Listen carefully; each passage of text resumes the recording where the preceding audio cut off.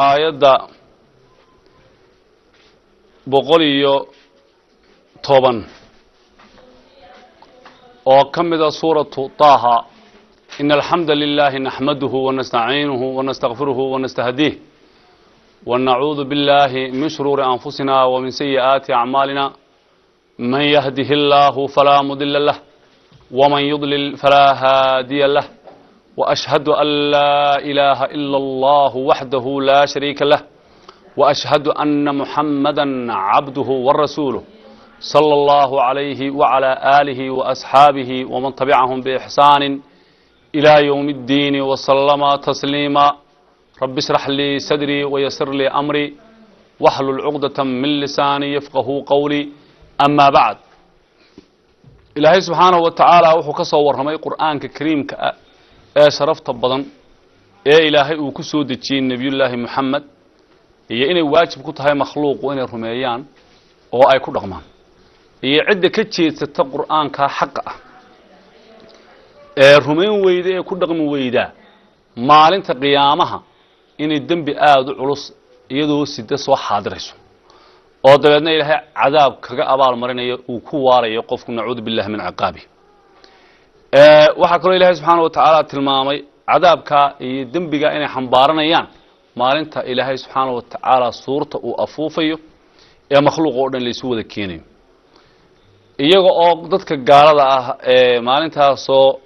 xaadiraya ay dhibaato iyo rafaad la kulmayaan oo dhibka iyo karbaashka ku dhacay daraadeed indhahoodu ay doorsoomayaan oo iyagoo buluug indhahoodu yihiin ay soo xaadirayaan oo adduunkiina ay ilaabeen iyo wixii ay ku haysteen dhammaan iyo noloshii taariikhdii nololeed oo dhan oo ay leeyihiin 10 maalmood wax ka badanba maydaan joogin adduunyadii iyagoo hoos iyagoo waxaan shaqeeya ama hoos wada hadlaya oo kii ugu aqliga badnaa leeyahay war maalin un baabay kamay badnaynba waxa ilaahay subhanahu wa ta'ala oo uu tilmaamay oo kale maalinta qiyaamaha in ilaahay dhulkan ka dhigaya mid siman oo buurha iyo meesha gudan iyo wax walba la baabinayo oo masalla isku siman ilaahay ka dhigaya subhanahu wa ta'ala marka ilaahay subhanahu wa ta'ala inuu makhluuq amar qaadanayo oo aan cidina ilaahay garab maray oo aan cidina ka leexanin amarka ilaahay ba ilaahay sheegay oo inta loo yeero oo malaa'iguhu u yeeraan oo maxsharka dadka looga baaqo ay qof waliba toos u imanayso oo dhinaca mid oo leexan karin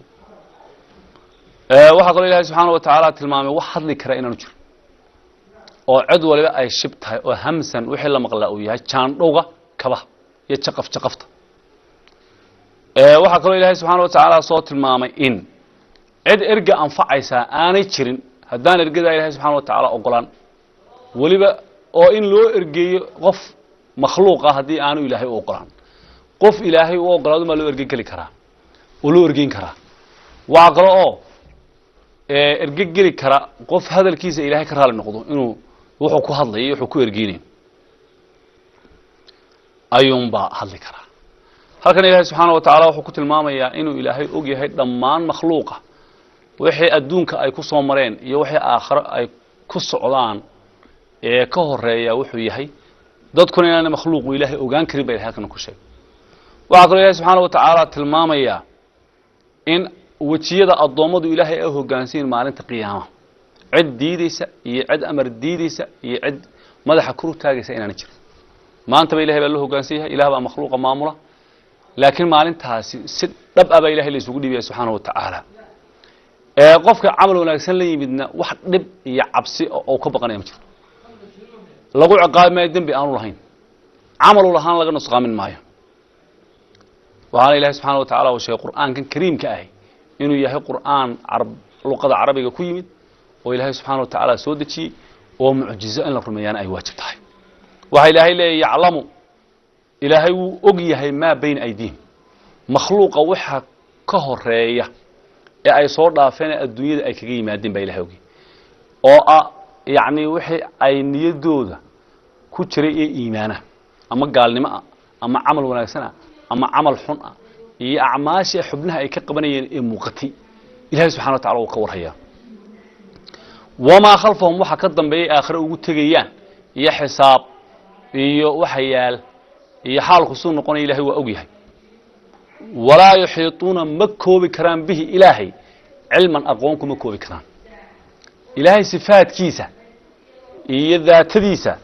midna ma ogaan karaan makhluuq oo awoodda maleba ay qalbigoodu ku qaadi karo in ilaahay xaq ahaan u ogaadaan ilaahay way rumaynayaan wana aaminayaan wana caabudayaan laakiin yani si dhab ah ilaahay subhanahu wa ta'ala uma ogaan karaan waxa ilaahay leeyahay subhanahu wa ta'ala